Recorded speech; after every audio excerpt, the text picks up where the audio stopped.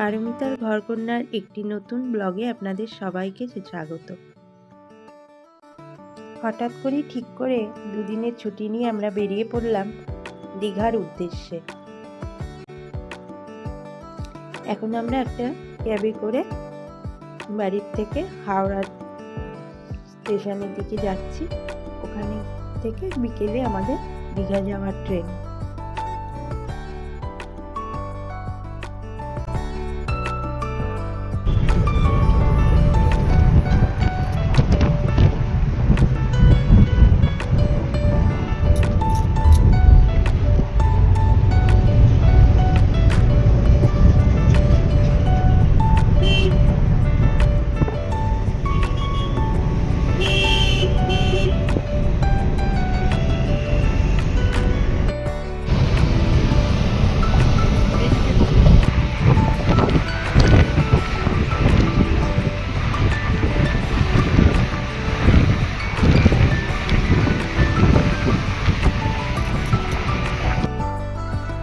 হাওড়া স্টেশনে পৌঁছে গেছি।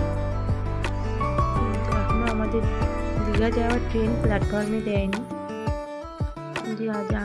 জানলাম যে ট্রেনে কিছুটা লেট আছে, দেখা যাক কখন দেয়।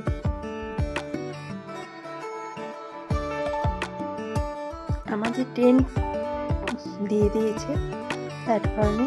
এখন ট্রেনে গিয়ে উঠে পড়ি। আমরা ট্রেনে উঠেও পড়েছি। এখন দীঘা পৌঁছানোর অপেক্ষা। ট্রেনের মধ্যে অসংখ্য খাবার দাবার ওটার সাথে সাথেই উঠে পড়েছে। তার মধ্যে অনেক কিছু আমরা কিনে খেয়ে উঠছি, কারণ আমরা 12টার সময় ভাত খেয়ে বেরিয়েছিলাম, তো সেই জন্য খিদে পেয়ে গিয়েছিল। এখন দীঘা আসার নতুন আকর্ষণ জগন্নাথ মন্দির। আর আসতে না আসতেই স্টেশনে নেমেই জগন্নাথ মন্দিরের দর্শন পেয়ে গেলাম। একবার স্টেশনে নেমেই দেখা যাচ্ছে, খুব সুন্দর লাগছে। আমাদের হোটেল বুক করাই ছিল, সুতরাং আর হোটেলটা একবার স্টেশনের কাছেই, হেঁটেই পৌঁছে যাওয়া যায়। হোটেলে ফোন করা হলো, ওরা বললো আপনারা হেঁটেই চলে আসুন, মানে হাঁটা পথেই। তাই আমরা পৌঁছে গেলাম হোটেলে পৌঁছে আমরা একটুখানি জামা কাপড় ব্যাগ ট্যাগ রেখে একটু চা খেয়ে তারপরে একটু সমুদ্রের ধারে যাব। আমি কতক্ষণে সমুদ্রের ধারে যাব সেই জন্য অপেক্ষায় রয়েছি। তাই হোটেলে ঢুকেই তাড়াতাড়ি করে বেরিয়ে গেলাম সমুদ্র দেখতে।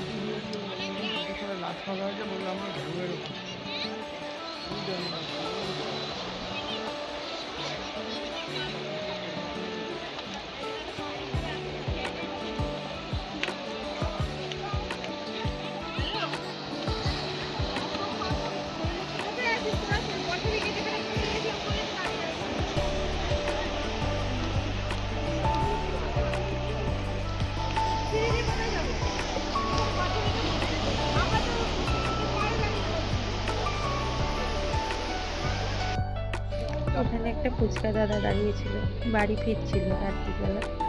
তাই ফুচকা খেলাম ওখান থেকে দুটো, আমি একাই খেলাম। আর তারপর আমরা চলে এলাম রেস্টুরেন্টে। আমাদের যে হোটেলটা ছিল ওর তলাতেই রেস্টুরেন্ট ছিল। ওই রেস্টুরেন্টে রান্নাগুলো খুব সুন্দর। ওইখানেই আমরা রাত্রিরে খাওয়া দাওয়া করে নিলাম। আর সারাদিন ট্রেন জার্নির পর একটু তাড়াতাড়ি গিয়ে শুয়ে পড়বো, কারণ কাল ভোরবেলা উঠে আবার সমুদ্রের ধারে যাবো। ওই জন্য আমরা তাড়াতাড়ি করে খেয়ে আর এই হোটেলটাই রাত্রির 10টার মধ্যে 11টার মধ্যে মানে গেটে তালা দিয়ে দেয় ওরা, মানে বাইরে থাকা যায় না। সেই জন্য আমরা তাড়াতাড়ি ফিরে এসে খাওয়া দাওয়াটা করে নিলাম।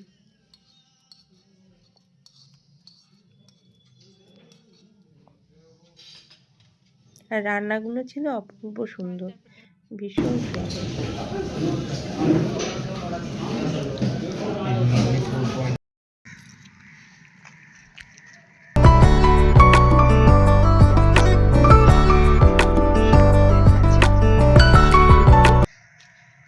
এটা দেখতে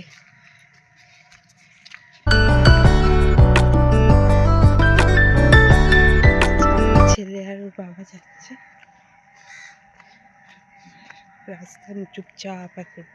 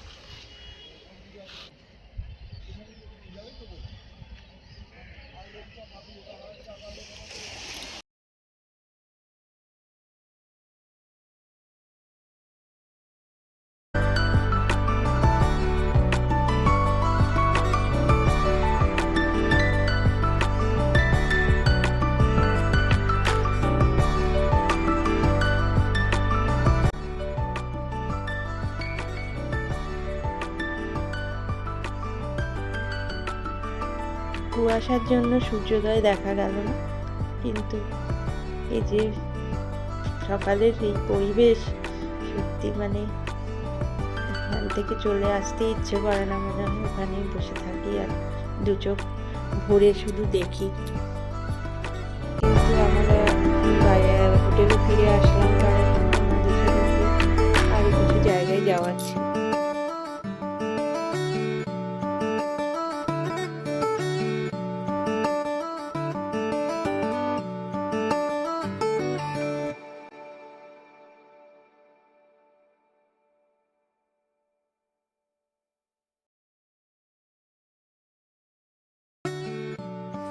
হোটেলের রুমে ফিরে এসে আমরা স্নান টান করে আবার তৈরি হয়ে বেরিয়ে পড়েছি কিছু সাইট সিন দেখার জন্য।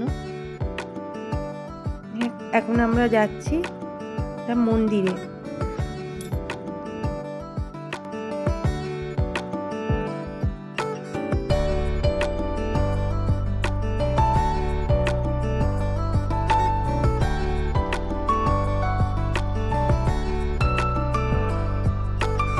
আমরা এখানে চলে এসেছি, এটা চন্দনেশ্বর শিব মন্দির। এখানে একটু পুজো দিলাম, তারপর পুজো দিয়ে আমরা তালসারির উদ্দেশ্যে বেরিয়ে পড়লাম। এই মন্দিরটায় পুজো দিতে গিয়ে অভিজ্ঞতা খুব খারাপ হলো, কারণ প্রসাদ মানে যেটা কেনা হলো পুরো বাসি প্রসাদ দিয়েছে। এই এক বাক্স প্রসাদ নিয়ে যে কী করবো আমি সেটাই ভেবে পাচ্ছি না। প্রসাদ তো ফেলাও যায় না, করবো এখানে আমি বুঝতে পারছি না। 7-8 দিনের পুরনো প্রসাদ মানে ওখানে বিক্রি হচ্ছে, জানি না তো। এখানে তালসারিতে এসে আমরা লঞ্চে করে এখানে নিয়ে যাবে বলে আমরা চড়েছি। মাথা পিছু এক একজনে 100 টাকা করে নিচ্ছি। এই জায়গাটা আমার ভীষণ ভালো লেগেছে, খুব সুন্দর।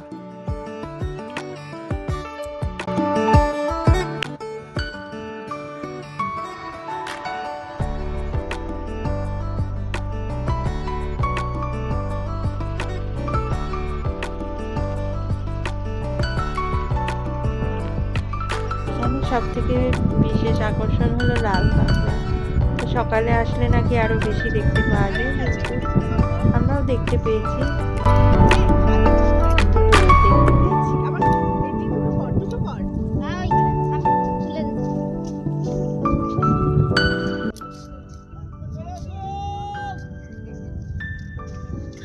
বাবা ভয় লাগছে।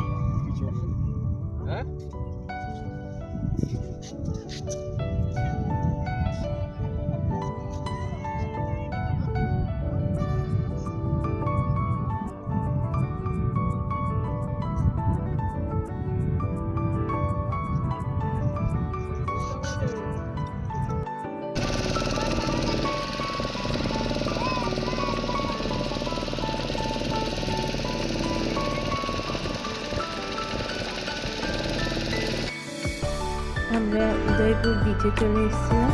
এসে এখানে কিছুক্ষণ সময় কাটিয়ে তারপরে আমরা আবার হোটেলে ফিরে গিয়েছিলাম।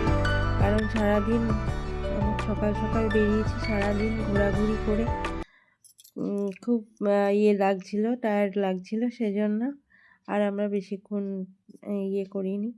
হোটেলে গিয়ে ঘরে একটু রেস্ট করছিলাম।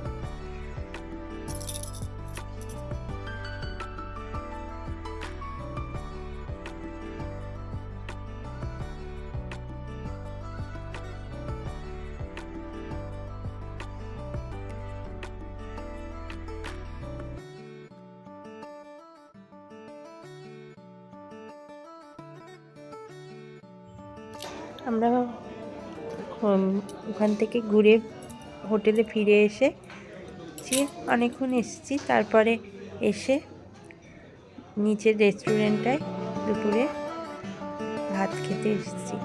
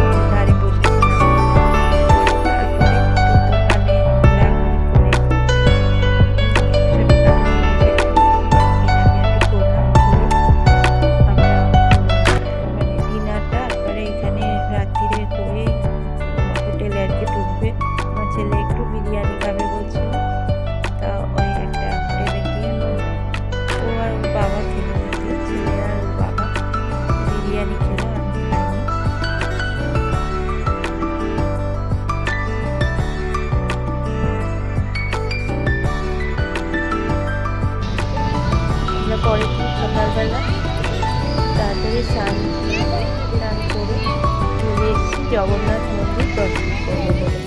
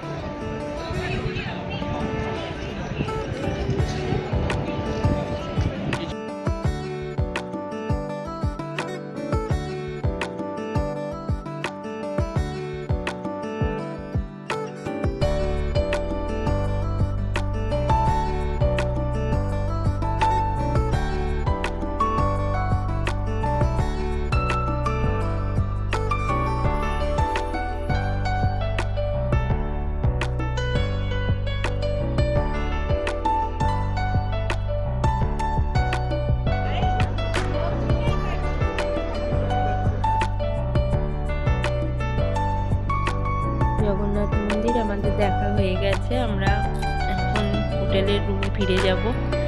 খুব ভালো লাগলো, মন্দিরটা এত সুন্দর, সত্যি খুব ভালো লেগেছে। অনেকটা জায়গা নিয়ে করা মন্দিরটা, আর মন্দিরটা সত্যি অপূর্ব সুন্দর মানে হয়ে উঠছে।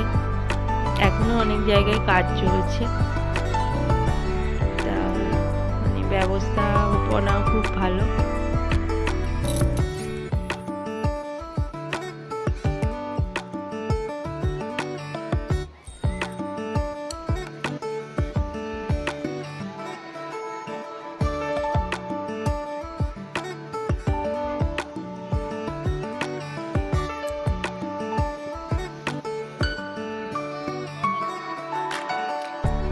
আজ সন্ধ্যের ট্রেনে বাড়ি ফিরে যাব, সেই জন্য আবার একবার সমুদ্রের সঙ্গে দেখা করতে আসলাম। আর দেখা করতে এসে অনেকক্ষণ সময় সমুদ্রের সঙ্গে কাটালাম। চারদিকে সবাই কি আনন্দ করছে, ছোট ছোট বাচ্চারা থেকে বড়রা সবাই। হোটেলে ফিরে গিয়ে অনেক গোছগাছ আছে, কারণ সব কিছু গুছিয়ে নিতে হবে সন্ধ্যের আগে। তাই আমার ব্লগটা এখানেই শেষ করছি। আর আপনাদের যদি ভালো লাগে আমার এই ব্লগটা, তাহলে অবশ্যই একটা লাইক করবেন, কমেন্ট করবেন আর আমার পাশে থাকবেন। নমস্কার।